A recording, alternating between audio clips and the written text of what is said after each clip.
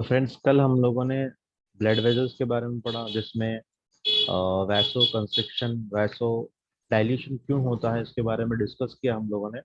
उसके बाद हम लोगों ने डिस्कस किया था general common disorders, impetigo, eczema, wards, fever, blisters. ठीक है। तो आज हम लोग डिस्कस करेंगे सबसे पहले सबक्यूटेनियस टिश्यू। सबक्यूटेनियस टिश्यू के बाद हम लोग एडमिनिस्ट्रेशन मेडिकेशंस के बारे में बात करेंगे। ठीक है। फिर अगर कुछ टाइम रहा तो फिर आगे का चैप्टर भी हम लोग डिस्कस करेंगे। ओके।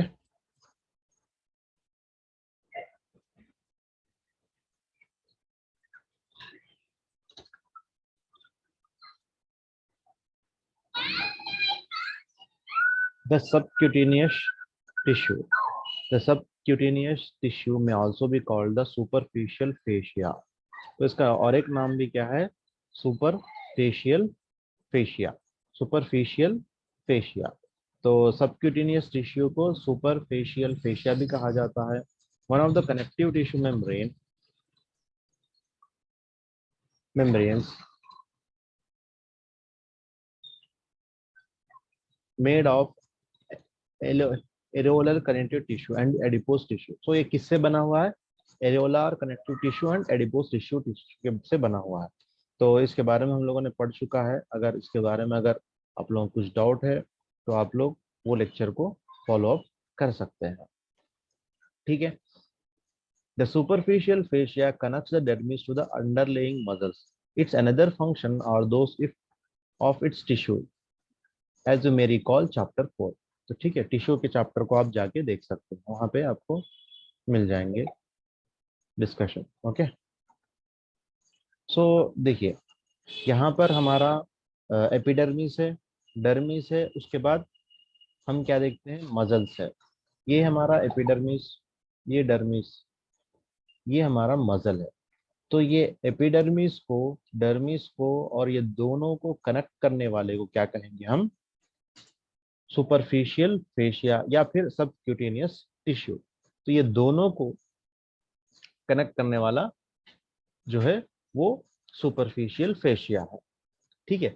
एरोलार कनेक्टिव टिश्यू और loose connective tissue contains collagen and elastic fibers and may white blood cells that have left capillaries to wander around in its tissue fluid between skin and muscle. These migrating white bloods destroy pathogens that enter the body through breaks in the skin. Mast cells are special connective tissue cells found in areolar tissue. They produce histamine, leukotrienes, and other chemicals that help bring about inflammation. Okay. Inflammation, the body's response to damage. Inflammation is described in chapter 10 and 14. So यहाँ पर हम लोग inflammation के बारे में नहीं पढ़ेंगे, बल्कि ये पढ़ेंगे कि हमारे जो कनेक्टिव टिश्यू होता है उसमें क्या होता है। बेसिकली जो कनेक्टिव टिश्यू है, सब सॉरी कनेक्टिव टिश्यू बोल रहा हूँ मैं, सबक्यूटेनियस टिश्यू है, उसमें आपको जो कैपिलरीज है उसमें से कभी कभी डब्ल्यूबीसी सेल्स भी निकल जाते हैं बाहर, वो वॉन्डर करते हैं। खासकर जो एरियोलर टिश्यू है उसके अंदर जो है आपको मैस्ट सेल्स देखने को मिलते हैं। ये मैस्ट सेल्स के बारे में याद रखिए, आगे हम लोग डिस्कस करेंगे। इसके अंदर जब भी कुछ डैमेज होता है, वो डैमेज को फर्दर प्रोटेक्ट करने के लिए वहां पे इन्फ्लेमेशन बनाया जाता है, ताकि जो भी बैक्टीरियल या फिर कोई भी वायरल इन्फेक्शन अगर यहाँ पे हो जाए डैमेज के पास, तो वहां पर आपको क्या होना चाहिए? ये मास्ट सेल्स अपने फ्लूइड को, केमिकल्स को रिलीज करते हैं। वो केमिकल्स क्या हो सकते हैं? हिस्टामिन हो सकता है, ल्यूकोट्रिन्स, यहाँ पे देखिए ल्यूकोट्रिन्स एंड अदर केमिकल्स। तो ये हिस्टामिन मोस्ट कॉमन है, एलर्जन है। ये एलर्जन यानी जो भी चीज आपके स्किन पे अगर आएगी उसको निकालने के लिए उसके रिस्पॉन्स में, इम्यून रिस्पॉन्स में आपका बॉडी क्या करेगा? ये हिस्टामिन को रिलीज करेगा। तो अब देखिए, बाज मरतबा खुजली अगर ज्यादा हो जाए किसी पेशेंट को, या एलर्जिक सिम्टम्स आ जाए, खांसी हो जाए या फिर छींके आ जाए, स्नीजिंग आ जाए, तो ऐसे पेशेंट्स को आप एलोपैथी मेडिसिन में आप देखेंगे एंटी हिस्टामिन ड्रग्स देखेंगे। एंटी हिस्टामिन ड्रग्स वो ड्रग्स होंगे जो हिस्टामिन को रिलीज करने से रोकेंगे। एंटी ल्यूकोट्रिन्स को भी देखेंगे आप लोग, ठीक है, वो मोस्ट कॉमन है देने में, ठीक है। यहाँ पे वो सब्जेक्ट नहीं है, लेकिन थोड़ा आपको इन्फॉर्मेशन के लिए बताया जा रहा है। आगे देखते हैं, the cell adipocytes of adipose tissue are specialised to store fat. अब मैंने बताया था कि सबक्यूटेनियस में ही आपको एडिपोस साइट्स होंगे, एडिपोसाइट्स। ये एडिपोस साइट क्या करेंगे, एडिपोस टिश्यू यहाँ पर फैट को स्टोर करें, ठीक है। एक्सेस न्यूट्रिशंस को भी स्टोर करेंगे as a potential energy source. These layers also cushions bony prominence such as when sitting, provide some insulation from cold. For people, this loss function is relatively minor because we do not have a thick layer of fat as do animals such as whales, seals. As mentioned in the chapter 4, adipose tissue is involved in the onset or cessation of eating and in the use of insulin by body cells, and it contributes to inflammation by producing cytokines, chemicals that activate white blood cells. तो यहाँ पे बताया जा रहा है कि जो fat है उसका मेन पर्पस क्या है। एक तो आपको एनर्जी स्टोर होगी, जब भी आपको ज़रूरत होगा उसमें से यूटिलाइज कर सकते हैं आप, पहली चीज़। दूसरी चीज़ क्या है, क्वेश्चन का काम करती है, जहाँ जहाँ भी फैट स्टोर होगा आप बैठने के लिए हो, या ज़्यादा फैट जिसको होता है उनको सर्दी कम लगती है, कोल्ड कम लगता है, क्योंकि उनके डीप आर्टरीज वेन्स होते हैं, वहां से कोल्ड बाहर से जाके वहां तक सप्लाई होने तक उसको रोक सकता है, लेयर्स होते हैं, ठीक है।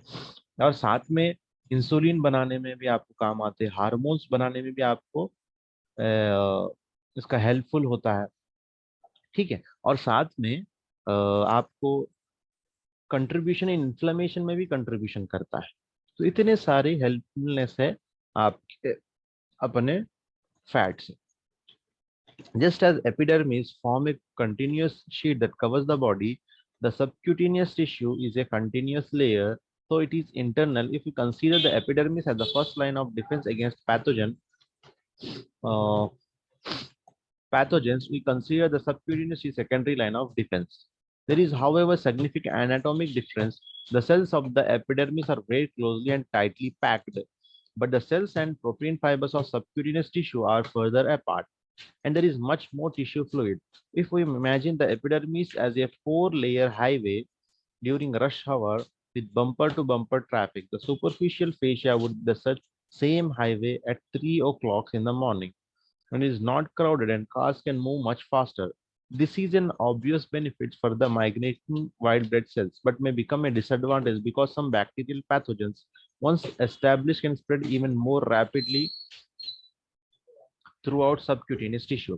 तो यहाँ पे बताया जा रहा है कि सबक्यूटेनियस टिश्यू जो है, ठीक है, सबक्यूटेनियस टिश्यू जो है ये एपिडर्मिस डर्मिस के नीचे है, लेकिन एपिडर्मिस डर्मिस जो है वो टाइट है और क्लोज्ड पैक्ड सेल्स है, ठीक है। इससे फायदा क्या होगा कि पैथोजन इजीली एंटर होने के लिए बहुत ज्यादा आपको मुश्किल होगा, लेकिन सबक्यूटेनियस में जो सेल्स है वो इजीली फ्री मूवेबल होंगे, उसमें टिश्यू फ्लूइड होगा, ठीक है। और कैपिलरीज का जो व्हाइट ब्लड सेल्स है वो कभी वंडर करते रहते हैं। तो इससे फायदा क्या होगा कि यहाँ पर तो आपको क्वेश्चन का काम तो देगा, और व्हाइट ब्लड सेल्स भी यहाँ पे मूवेबल होंगे, लेकिन अगर पैथोजन इसको क्रॉस करके ये बैरियर एपिडर्मिस और डर्मिस को पार करके अगर टिश्यू फ्लूइड में आ जाए या फिर सबक्यूटेशन में आ जाए, तो ये इजीली मूवेबल हो सकता है और इजीली स्प्रेड हो सकता है फास्टली। इसका एग्जाम्पल यहाँ पे किताब में दिया गया कि देखिए, आप अगर एक टाइट ट्रैफिक जाम में आपकी कार अगर फंस जाए, तो वहां से आपको मूव होना बहुत ही मुश्किल होगा, यानी आपको वेट करना पड़ेगा जब तक कि आगे की दो गाड़ियां, अगर दो तीन चार जो भी गाड़ियां हैं, जब तक मूव नहीं होंगे आपकी गाड़ी वहां से मूव होने वाली नहीं है, ठीक है। तो ये है एपिडर्मिस और डर्मिस। लेकिन सबक्यूटेनियस कैसी है, रात के 3 बजे आप देखेंगे रोड एकदम क्लीन होगी, एकदम कोई भी ट्रैफिक नहीं होगा। तो उस वक्त क्या होगा, कार आप कितनी भी स्पीड से लेके जा सकते हैं, हालांकि नहीं लेके जाना चाहिए, ठीक है। उसी वजह से रातों में ज्यादा एक्सीडेंट्स होते हैं, ठीक है। तो फर्स्ट चीज वो है। दूसरी चीज ये है कि आपको ट्रैफिक जाम नहीं मिलेगी, आपके बराबर गाड़ियां कम चलेंगी, चलेंगे लेकिन बहुत कम चलेगी। तो इस तौर पर आपकी गाड़ी के साथ साथ दूसरे गाड़ियां भी इजी वहां से पास आउट हो सकते हैं।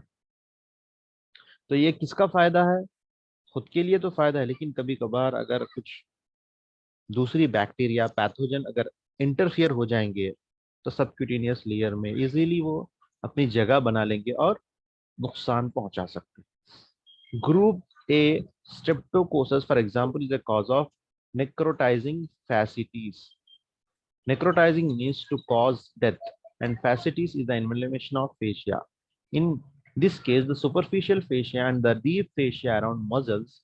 Necrotizing fasciitis is an extremely serious infection and requires surgical removal of that infected tissue, or even amputation of infected limb, or try to stop the spread of bacteria. The body defenses have been overwhelmed because what is usually an anatomic benefit, looseness of areolar connective tissue, has been turned against us and become a determinant. The function of subcutaneous tissue is summarized in 5.3. 5.4, administration medications describes way in which we give medications through the skin. तो यहाँ बताया जा रहा है कि एक example दिया गया कि हम लोग आमतौर पर देखते हैं किसी को अगर जख्म होता है पैरों में, तो डॉक्टर कहते हैं कि भाई पैर काट देना पड़ेगा, वरना पूरे पैर में फैल जाएगा। तो बास पेशेंट मान लेते हैं, बास पेशेंट नहीं मानते और वैसे ही वो सफर होते हैं, ना ट्रीटमेंट कराते हैं ना वो कुछ करते हैं। लेकिन ये क्यों हो रहा है, ये इसलिए हो रहा है कि ये जो इन्फेक्शन है, नेक्रोसिस फेसियाटिस बोलते हैं इसको। यानी जो भी एपिडर्मिस लेयर, डर्मिस के नीचे जो लेयर है सबक्यूटेनियस, उस लेयर में इन्फेक्शन हो जाना, इन्फेक्शन की वजह से वहाँ के जो सेल्स है, जो टिश्यू है वो डैमेज हो जाना, चाहे वो एरियोलार टिश्यू या कनेक्टिव टिश्यू, ठीक है। उसके अंदर का जो कोलेजन है या इलास्टिन है वो एकदम टाइट हो जाता है और वो इजीली मूवेबल हो जाता है। यानी रात के अंधेरे में 3 बजे जैसा कार इजीली मूवेबल हो जाता है, यहाँ पर इन्फेक्शन भी उसी तरह मूवेबल हो जाता है, ठीक है। तो पैर इसीलिए कहा जाता है कि पैर को काटा जाए। तो देखिए यहाँ पर एक ही आपको इन्फ्लेमेशन, एक ही ट्रीटमेंट है कि या तो एंटीबायोटिक दो या फिर आप पैर को काट दो, एम्प्यूट कर दो। एम्प्यूटेशन, एम्प्यूटेशन के माने किसी उसका निकाल देना, किसी ऑर्गन, ऑर्गन का नहीं लेकिन किसी बॉडी पार्ट का निकाल देना, ठीक है। तो ये किस तरह सही है, बहरहाल अगर इन्फ्लेमेशन इन्फेक्शन इतना हो जाए कि वाकई दूसरा ऑर्गन या कोई बॉडी का पूरा का पार्ट निकालना पड़े, तो अकॉर्डिंग टू द कंडीशन वो ज़रूरी होता है, ठीक है। जैसा कि आपको बहुत सारे पेशेंट देखने को मिलेंगे आगे चल के, ब्रेस्ट कैंसर होता है। ब्रेस्ट कैंसर में पूरा ब्रेस्ट क्या हो जाता है, ब्रेस्ट पूरा कीड़ से खराब हो जाता है, कीड़ों से। तो ऐसे में ब्रेस्ट को निकाल देना पड़ता है, ठीक है। उसके बाद ट्रीटमेंट दिया जाता है, ट्रीटमेंट ठीक भी हो जाते हैं बहुत सारे पेशेंट्स। अगर नहीं निकाला जाए तो वो जो फेसाइटिस हुआ था, जो भी वहाँ पे नेक्रोसिस हुआ था, वो पूरे डीपर में पहुंच जाएगा। यानी एपिडर्मिस में था, डर्मिस में हुआ, फिर सबक्यूटेनियस हुआ, फिर वहां से मसल्स में जाएगा, फिर वहां से बोन में जाएगा, फिर बोन से इजीली पूरे बॉडी में स्प्रेड हो सकता है। तो इस वजह से हमें निकालना पड़ता है, ठीक है। तो ये था सबक्यूटेनियस के बारे में बहुत सारे नॉलेज हम लोगों ने इकट्ठा की है। तो यहाँ पे थोड़ा देखिए, आपको यहाँ पे समराइजेशन भी है, ये पढ़ सकते हैं आप, पढ़िए नहीं बल्कि नोट डाउन करिए। ये समराइजेशन है, डर्मीज का समराइजेशन है, एपिडर्मीज का है, वो सब नोट डाउन करना है आप लोगों को, ठीक है। चलिए अब आगे बढ़ते हैं। मैंने बताया था कि एडमिनिस्ट्रेशन ऑफ मेडिसिन, ठीक है। You have probably seen television or print advertisement of a skin patches that supply narcotic excuse me, alhamdulillah. And you know that their purpose is to help smoker give up cigarettes. This method of supplying a medication is called transdermal administration. Transdermal administration. The name is yet little misleading because the most difficult part of cutaneous absorption of the drug is absorption through the stratum corneum of the epidermis. Because such absorption is slow, skin patches are useful for medications needed in small but continue amounts and over a prolonged period of time. You would expect that such patches should be worn where the epidermis is thin. These sites include the upper arm and the chest. The recommended site for a patch to prevent motion sickness is the skin behind the ear, also available in patch form. Are medication for birth control, overactive bladder, high blood pressure, and both systematic and localized pain relief. Medication may also be injected through the skin. Some injections are given subcutaneously, that is, into subcutaneous tissue. Subcutaneous adipose tissue has moderate blood supply, so the rate of absorption of the drug will be moderate but predictable. Insulin is given subcutaneous. Other injections are intramuscular, and absorption of the blood is rapid because muscle tissue have a very good blood supply. Most injectable vaccines are given intramuscularly to promote rapid absorption to stimulate antibody production. तो देखिए यहाँ पे तीन चीजें बताई गई। एक है सबक्यूटेनियस इंजेक्शंस के बारे में, इंट्रामस्कुलर इंजेक्शंस के बारे में, और है सब या फिर ट्रांसडर्मल सबलिंगुअल एडमिनिस्ट्रेशन के बारे में। ट्रांसडर्मल एडमिनिस्ट्रेशन भी कहा जाता है। तो देखिए कुछ मेडिसिन ऐसे आते हैं जो रैपिड एक्शन के लिए आपको कहा जाता है उसको जबान के नीचे रखा जाए।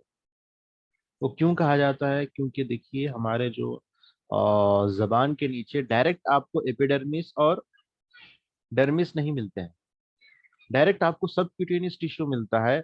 वहां से आपको डायरेक्ट आपको ब्लड में अब्जॉर्प्शन होता है, अब्जॉर्प्शन होके ब्लड में वो मेडिसिन चली जाती है। बास जगह क्या होता है, आपको पैचेस दिए जाते हैं, पेन किलर पैचेस।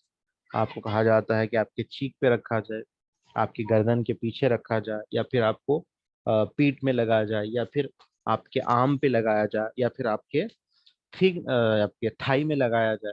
कहा जाता है, क्यों ऐसा कहा जाता है? क्योंकि जब आप उस मेडिसिन को लगाएंगे उस मेडिसिन में अब्जॉर्प्शन रिलीज करने की कैपेसिटी होती है। वो अब्जॉर्प्शन के लिए जो चीजें जरूरी है वो रिलीज करता है, रिलीज करके वो सबक्यूटेनियस में भेजता है। सबक्यूटेनियस उसको अब्जॉर्ब करके आहिस्ता आहिस्ता, लार्ज अमाउंट में नहीं बल्कि स्मॉल अमाउंट में मेडिसिन को भेजता है। ठीक है, तो इस तरह मेडिसिन जो है आपकी बॉडी तक पहुंचती है, पहुंच के जो है आपको फायदा पहुंचाती है। ठीक है, अब आइए देखते हैं इंजेक्शन के बारे में। इंजेक्शन देखिए आप, ये रहा आपका इंट्रामस्कुलर, ये है सबक्यूटेनियस। तो आपको इंट्रामस्कुलर देना है तो आपको देखिए ये नीडल को एकदम 90 टू 80 डिग्रीज में आपको उसको खड़ाना है उसको, और उसको इंसर्ट करना। फिर आप अमाउंट ऑफ मेडिसिन रिलीज करेंगे। क्योंकि इंट्रामस्कुलर में आपको ब्लड सप्लाई ज्यादा होता है तो इसलिए अब्सॉर्प्शन जल्दी होता है। वैक्सीन को भी इसलिए यहाँ ही पर दिया जाता है। सबक्यूटेनियस आपको इंसुलिन वैक्सीन दिए जाते हैं, बस इंसुलिन जो है आपको सबक्यूटेनियस दिए जाते हैं ताकि अब्सॉर्प्शन स्लो हो, और उनका जो प्रोसेस है 6 आवर्स, 8 आवर्स, 12 आवर्स, 24 आवर्स, जो मेडिसिन जितनी वक्त पर काम करना है उतने वक्त पर काम करेगी, आहिस्ता आहिस्ता रिलीज होंगी। ठीक है, तो ये बेनिफिट होगा आपको सबक्यूटेनियस इंजेक्शन देने से, इंट्रामस्कुलर देने से, ये होगा। ठीक है, अब आप इलेक्ट्रो होम्योपैथी मेडिसिन भी है जिसको हम लोग सबक्यूटेनियस देते हैं, सबक्यूटेनियस दिया जाता है ये। ठीक है, तो फ्रेंड्स आज हम लोगों ने एडमिनिस्ट्रेशन मेडिसिन के बारे में डिस्कस किया और सबक्यूटेनियस टिश्यू के बारे में। इसके बाद आपको ये डर्मिस टेबल याद रखिए, आपको समराइज हो जाएगा। ये सबक्यूटेनियस टिश्यू का जो टेबल है वो याद रखिए। उसके बाद आपको एपिडर्मिस का, ये आपका एपिडर्मिस। ठीक है, तीन टेबल्स में आपका पूरे समरी आ गया, ठीक है। तो पूरा समरी आ गया है आपको आपके इस चैप्टर का, स्किन के चैप्टर का, ठीक है। तो हमारा बच गया एजिंग का ये टॉपिक और समरी है, तो कल हम इसको कंप्लीट करेंगे। समरी समरी अगर हो जाए तो हमारा स्किन का चैप्टर कंप्लीट होगा और आपको एग्जाम देना पड़ेगा स्किन के चैप्टर का। एग्जाम में जो पास यानी फिर या जो भी अच्छा बताएंगे लिखेंगे, उसके बाद ही हम स्केलेटल सिस्टम स्टार्ट करेंगे, ठीक है। आपके यहाँ से हर चैप्टर में एग्जाम होगा आपको, ठीक है। पहले तो आपको होमवर्क करना है, जो जो भी टेबल्स है उसको एंट्री करना है आपको, समरी टेबल्स, ठीक है। ये इस चैप्टर में 3 टेबल्स है, कल लिखेंगे आप लोग और मुझे व्हाट्सअप करेंगे। पहला वर्क होमवर्क ये है। दूसरा होमवर्क ये है, जो भी समरी होगा इसी में से पूछा जाएगा, कोई अदर क्वेश्चन नहीं होगा, ठीक है। एक 3 क्वेश्चंस दूंगा मैं, उसको आपको आंसर करना, ठीक है। देखिए यहीं पर है, देखिए 13 क्वेश्चन है। आप क्या करिए, इन्हीं क्वेश्चंस का आंसर आप लिख के बताइए मेरे को, बस काफी है, यही होमवर्क है आपका, ठीक है। तो कल हमारा फ्राइडे है, तो फ्राइडे लास्ट डे तो होता है, सैटरडे संडे तो ऑफ होता है, ठीक है। आप क्या करेंगे, ये क्वेश्चंस और वो बॉक्सेस नोट डाउन करेंगे, इसके आंसर्स लिखेंगे। सैटरडे संडे होमवर्क होगा, पूरे 13 आंसर्स, पूरे 13 आंसर लिख के व्हाट्सएप पे फोटो डालने के बाद ही हम स्केलेटल सिस्टम स्टार्ट करेंगे। तब तक हम स्केलेटल सिस्टम नहीं स्टार्ट करेंगे, पूरों को लिखना है, ठीक है। समझ में आ रही बात आप लोग जी सर। को?